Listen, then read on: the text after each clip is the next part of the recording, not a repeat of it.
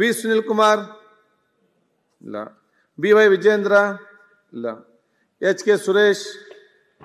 ಸನ್ಮಾನ್ಯ ಸಭಾಧ್ಯಕ್ಷರೇ, ಸಭೆದ್ರು ಕೂಡ ಅವರು ಪೂರ ಆಸಕ್ತಿ ಅಂತ ಹೇಳಿ ಕೂತ್ಕೊಂಡಿದ್ದಾರೆ, ಜನರ ಪರವಾಗಿ ಇದ್ದಾರೆ. ಸನ್ಮಾನ್ಯ ಸಭಾಧ್ಯಕ್ಷರೇ, ಬೇಲೂರು ವಿಧಾನಸಭಾ ಕ್ಷೇತ್ರ ವಿಶ್ವ ಪರಂಪರೆಯಾಗಿರ್ತಕ್ಕಂಥ ಕ್ಷೇತ್ರ. ಬೇಲೂರು ಹಳೆಬೀಡು ದಿನನಿತ್ಯ ಸಾವಿರಾರು ಪ್ರವಾಸಿಗರು ಬಂದೋಗ್ತಕ್ಕಂಥ ಕ್ಷೇತ್ರ.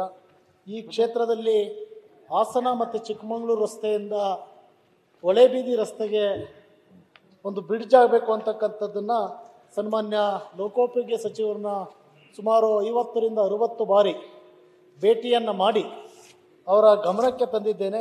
ಅವರೂ ಸಹ ಸಕಾರಾತ್ಮಕವಾಗಿ ಸ್ಪಂದಿಸಿ ಈ ಕಾಮಗಾರಿಯನ್ನು ಕೈ ಎತ್ಕೊಳ್ತೀನಿ, ನಾನೇ ಒಂದು ಗುದ್ದಲಿ ಪೂಜೆಯನ್ನು ಮಾಡ್ತೀನಿ ಅಂತಕ್ಕಂಥದ್ದನ್ನು ವಿಶ್ವಾಸವನ್ನು ವ್ಯಕ್ತಪಡಿಸಿದ್ದಾರೆ. ಆದರೆ ಇಲ್ಲಿವರೆಗೂ ಸಹ ಕಾರ್ಯಗತ ಆಗಿಲ್ಲ. ಸನ್ಮಾನ್ಯ ಮುಖ್ಯಮಂತ್ರಿಗಳು, ಹಣಕಾಸು ಸಚಿವರು ಸದನದಲ್ಲಿದ್ದಾರೆ. ದಯವಿಟ್ಟು ಮುಖ್ಯಮಂತ್ರಿಗಳಲ್ಲಿ ಮನವಿಯನ್ನು ಮಾಡ್ತೀನಿ. ಆ ಒಂದು ಬೇಲೂರು ವಿಧಾನಸಭಾ ಕ್ಷೇತ್ರದ ಪಟ್ಟಣದ ವ್ಯಾಪ್ತಿಯಲ್ಲಿ 99% ಅಲ್ಪಸಂಖ್ಯಾತರು, ಪರಿಶಿಷ್ಟ ಜಾತಿ ಮತ್ತು OBC ಜನಾಂಗ ಇರತಕ್ಕಂಥದ್ದು.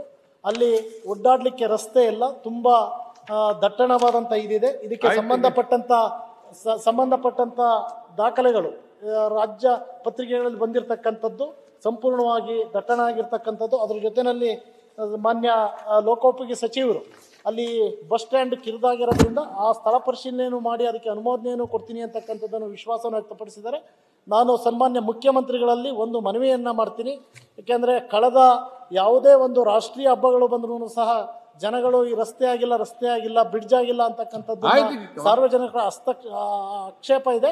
ಹಾಗಾಗಿ ತಮಗೆ ಮುಖ್ಯಮಂತ್ರಿಗಳಿಗೂ ಸಹ ನಾನು ಹಲವಾರು ಬಾರಿ ಮನವಿಯನ್ನು ಮಾಡಿದ್ದೀನಿ, ಪತ್ರವನ್ನು ಸಹ ತಮಗೆ ಕೊಟ್ಟಿದ್ದೀನಿ. ಗಮನವನ್ನು ಸೆಳೆಯಿರಿ ದಯವಿಟ್ಟು ಗುರುಗಳೇ. ಅದಕ್ಕೋಸ್ಕರನೇ ನಾನು ತಮ್ಮಲ್ಲಿ ಲೋಕೋಪಯೋಗಿ ಸಚಿವರಿಗೆ ಮತ್ತು ಸನ್ಮಾನ್ಯ ಮುಖ್ಯಮಂತ್ರಿಗಳಿಗೆ ದಯವಿಟ್ಟು ಇದೊಂದು ತುಂಬ ವಿಶ್ವವಿಖ್ಯಾತಿಯಾಗಿರ್ತಕ್ಕಂಥ, ವಿಶ್ವದಿಂದ ದೇಶ ವಿದೇಶಗಳಿಂದ ಬಂದ ಪ್ರವಾಸಿಗರು ಬರ್ತಕ್ಕಂಥ ಒಂದು ಸ್ಥಳವಾಗಿರೋದ್ರಿಂದ ಇದಕ್ಕೆ ತುರ್ತಾಗಿ ತಾವು ಫೈನಾನ್ಸ್ಗೆ ಇದನ್ನು ಯಾವ ರೀತಿ ಕ್ಯಾಬಿನೆಟಲ್ಲಿ ಡಿಸಿಷನ್ಸ್ ಮಾಡ್ತಾರೆ ಅಂತ ಗೊತ್ತಿಲ್ಲ. ದಯವಿಟ್ಟು ಇದನ್ನು ತುರ್ತಾಗಿ ಈ ಕೂಡಲೇ ಈ ಸದನ ಮುಗಿಯೋದ್ರೊಳಗಡೆ ಇದಕ್ಕೆ ಒಂದು ಅನುಮತಿಯನ್ನು ಕೊಡಬೇಕು.